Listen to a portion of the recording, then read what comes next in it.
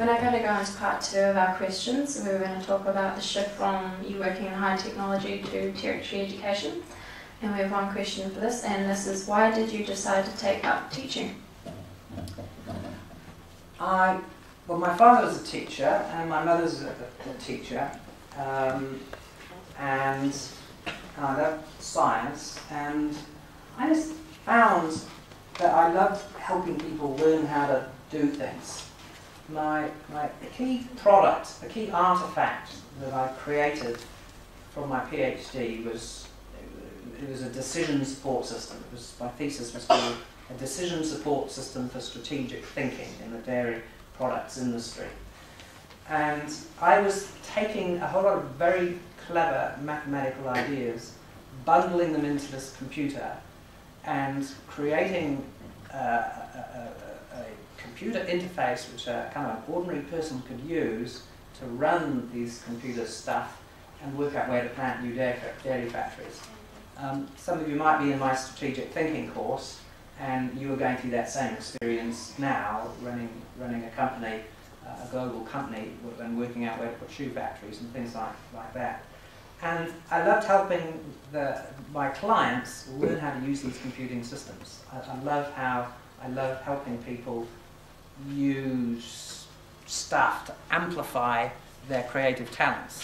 I think humans have lateral thinking capabilities that computers will never have, dreams that computers will never have, but computers are getting more and more and more powerful by the decade.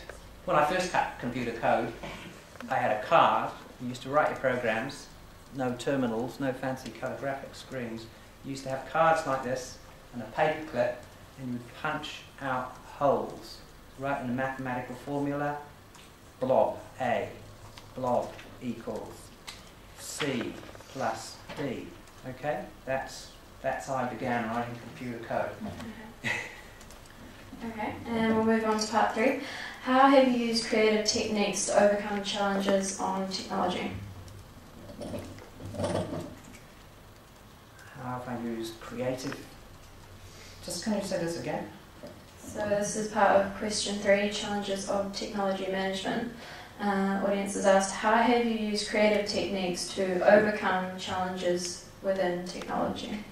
Right, yeah. Technology usually never does what you want it to do, so you either kind of wait for the next new thing to come along, or you make do with what you've got and rehearse the experience of future technology with what you've got now, so that you've gone through the mental exercise of imagining the future, so that when the technology catches up, you are ready to use it with a vengeance. Secondly, by rehearsing your imagination of future technologies, it helps you choose the technologies you want and need, and also helps you inform the technology creators to produce the technology that you want. You no longer have to depend on other people to create technology for you. You can, more and more, we're going to be able to get people to make exactly the technologies that we want. So, for example, when I first created this enterprise in action format, about 1996 was the first prototype at Massey. We did it in a classroom like this. We discovered that doing it in a classroom was a disaster for several reasons. And we subsequently moved into a professional TV studio to do it.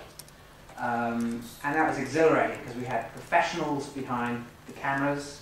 We were mixing in output directly from computers, from cameras, the projectors, all in. It was all being mixed, and it would produce a video at the end, which I could take home and look at and find interesting things to show the students 2 days later. Secondly, within 3 days' time, a bank of videos would be produced that each student could take and look at and see their performance. Because while they're doing some task down here in the room, somebody else would be doing something like that. What we were doing, why we created that was, Massey was the leading distance education provider in New Zealand, and I wanted to rehearse what the future of distance education would be like. We had no digital technology apart from my computer. It was all analog video cameras, 10, 15 years old. But we have rehearsed an approach to learning which, as you saw last week, is exhilarating and exciting. But you have benefited from about 40 separate episodes of previous experience where we've each refined and improved and refined and improved the process. At the moment, we're almost back to square zero in terms of the studio facilities that we've got. I drifted off the topic a bit, but rehearsing, I think the key thing is using the technology that you've got to rehearse what you could do when the real technology that you want comes along. Yeah. Fantastic. Okay, we'll move on to creativity and communications. And we've got a question here. Could you briefly describe an experience, one of the best creative communication campaign experiences that you've been associated with?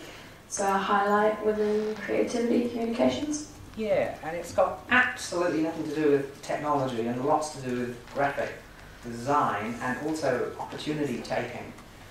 And this is a question I imagine might be asked and began thinking about earlier today. I used to be chairman of a choir. Again, just about your age, I just graduated, and my job was to get bums on seats, basically, fill the town hall in Wellington, a bit like the old town hall down here.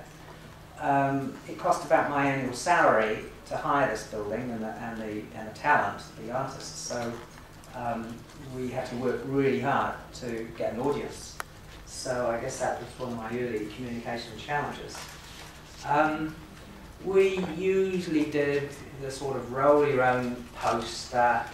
I'm a bit of a calligrapher, and I would do the posters, and I was just unhappy that this was a sufficient professional standard to the quality, to match the quality of what we were producing.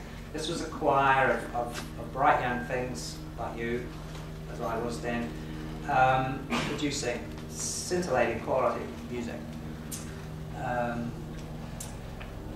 Modern stuff by New Zealand composers and older stuff. Then what we did was I got some graphic design students to produce a poster for this, and they came up with a great concept. And we made a giant version of this poster. Oops, giant version of this poster, which we got in one of the main window sites in Lambton Quay, which is the Queen Street of Wellington. Huge foot traffic there. Now the next thing is that one of the news reporters took a photograph of this poster and noted what he thought was a spelling mistake in it. The piece of music was Handel's Samson, and I used the tagline, Samson, betrayed by Delilah, slayed by the Philistines, or something. And I'd spelled Delilah, D-L-I-L-A, and this reporter said, it is Delilah, D-L-I-L-I-H, not Delilah, that was slayed by the Philistines. Now, you might think, there you are, there's Peter Mellow with a spelling error. What happened was, this article was worth about, in that day's money, it was worth about $800 just having this article there. We just couldn't afford to have $800 worth of press exposure. But I wrote a letter, and I wrote it all in my beautiful calligraphic state. And I explained that Delilah, spelled D-L-I-L-A, was that the text that Handel had used was based on Milton Agonisti's poem, not the Bible directly, the English translation Bible. And Samson Agonistes had spelt it, Milton I think, Milton had spelt it E-L-I-L-A. So I said we would compromise. We would sing by singing a silent H. So, of course, I just had this intuition. This was the right thing to do, to write this letter rather than type it up, to kind of do all the calligraphy. And they printed my whole letter with the poster again, with $1,200 worth of advertising. And that was my most creative communication challenge that I feel very proud of. It's a very good story.